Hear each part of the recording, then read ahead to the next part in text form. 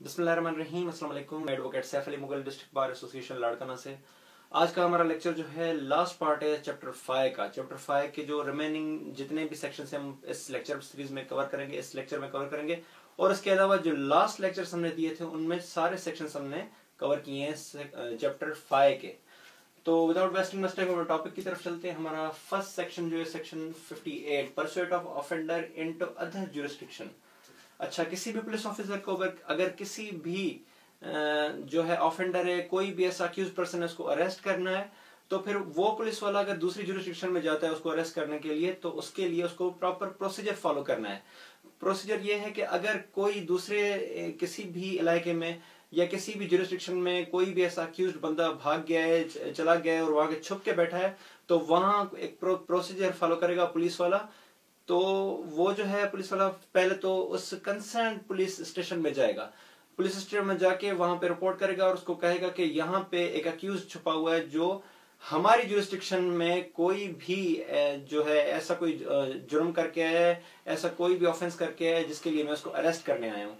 तो उस अरेस्ट करने के लिए उस कंसर्न पुलिस स्टेशन के पास जाएगा और वहां पे उस पुलिस स्टेशन की नफरी उठा के और फिर वहां पे उसको अरेस्ट करने के लिए जाएगा। If he is not informing that police station, then the action can be taken against the police officer who is going directly to the accused person for arrest. तो section 58 pursuit of offender into other jurisdiction, police officer के लिए दूसरी jurisdiction में जाने के लिए एक procedure बता रहा है कि कैसे उसको जाके और जो है वो पुलिस स्टेशन में और कैसे उसको जाना है दूसरी ज्यूरिसडिक्शन में और कैसे एक प्रोसीजर फॉलो करके उसको अरेस्ट करके लाना है।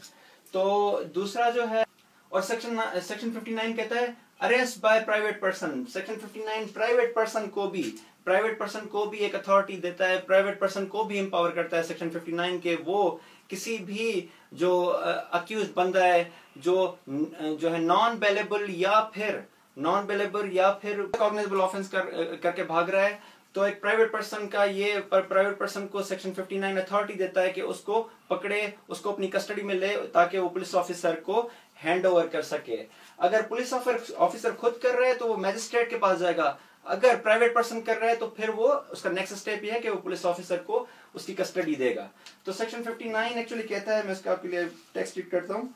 तो ये कहता है एनी प्राइवेट पर्सन में arrest any person who in his view commits a non bailable and cognizable offense और any proclaimed offender।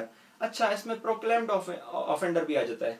कोई भी ऐसा इश्तिहारी जो छुपा हुआ है या ऐसा इश्तिहारी है, उसको फिर प्राइवेट बंदा भी अरेस्ट कर सकता है। ये भी सेक्शन 59 में प्राइवेट पर्सन को एम्पावर किया जा रहा है कि वो भी अरेस्ट कर सकता है इश्तिहारी को भी। एक तो non bailable, second cognizable offence करके भागे, या फिर जो प्रोक्लेम्ड ऑफेंडर है। And without unnecessary delay shall make over any person so arrested to the police officer or in the absence of police officer take such person or cause him to taken into custody to the nearest police station. तो उसको nearest police station में जाके उसकी custody देगा। अच्छा, तो फिर उसके बाद है सेक्शन 58 भी हो गया, 59 सेक्शन 60। तो सेक्शन 60 कहता है person arrested to be taken before magistrate or officer in charge of police station. अच्छा, अगर कोई भी बंदा अगर पुलिस अरेस्ट कर रही है तो उसको फिर मैजिस्ट्रेट के पास लेके जाना है या फिर कोई अपने ऊपर जो भी ऑफिसर है उसके पास लेके जाना है। Section 61 persons arrested not to be detain more than 24 hours. Section 61 police को बाउंड करता है कि जो भी बंदा अरेस्ट कर रही है पुलिस उसको 24 आवर्स से ज्यादा पुलिस स्टेशन में नहीं रखना, उसको मैजिस्ट्रेट के सामने पेश करना है। सेक्शन 62 कहता है पर्सन टू रिपोर्ट अप्रीहेंशंस। जो भी पुलिस बंदा अरेस्ट करेगी उसको पुलिस को जो है विदाउट वारंट किसी को भी अगर अरेस्ट करेगी तो पुलिस का फर्ज है कि वो अपने हायर अथॉरिटीज को बताए, जो डिप्टी सुपरिटेंडेंट ऑफ पुलिस है उनको भी बताए। और उसके बाद है सेक्शन 63 डिस्चार्ज ऑफ पर्सन अप्रीहेंटेड। अगर जो भी बंदा, इसमें दो बातें हैं, एक तो पुलिस ऑफिसर 169 में खुद उसे छोड़ सकता है एंड सेकंड मैजिस्ट्रेट को पावर है कि उसे डिस्चार्ज कर सकता है। वह एक तो 169 में and second magistrate has power under the special order of the magistrate, इसके लिए मैं टेक्स्ट रीड कर रहा हूं ताकि मजीद चीज clear. No person who has been arrested by a police officer shall be discharged except on his own bond or on bail। एक तो 169 की बात कर रहा है, वो रिलीज कर सकता है, वो डिस्चार्ज कर सकता है। एंड सेकंड, ऑन अंडर और under the special order of the magistrate. अच्छा, मैजिस्ट्रेट भी किसी को डिस्चार्ज कर सकता है, वो कैसे कि उसको अगर मैजिस्ट्रेट जो है डिस्चार्ज करेगा at the stage of remand, remand की स्टेज पर magistrate has power to make an special order so that he can be released, तो वो किसी भी ऑफेंडर को, किसी भी अक्यूज्ड बंदे को डिस्चार्ज कर सकता है।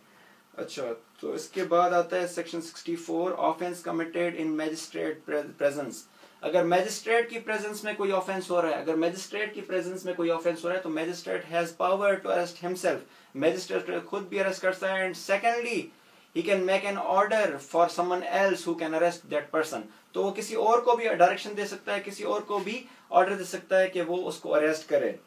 उसके अलावा 65 और 64 में फर्क ये है कि 65 ये कहता है कि मैजिस्ट्रेट खुद भी अरेस्ट कर सकता है और किसी को डायरेक्शन भी दे सकता है कि अरेस्ट करे। एंड थर्ड, वो किसी के खिलाफ वारंट भी जारी कर सकता है। अच्छा, इसके बाद section 66, person on escape to pursue and retake if a person in lawful custody escapes, अगर कोई भी बंदा लॉफुल कस्टडी से भाग जाता है तो उसको अरेस्ट किया जा सकता है पाकिस्तान के किसी भी हिस्से में।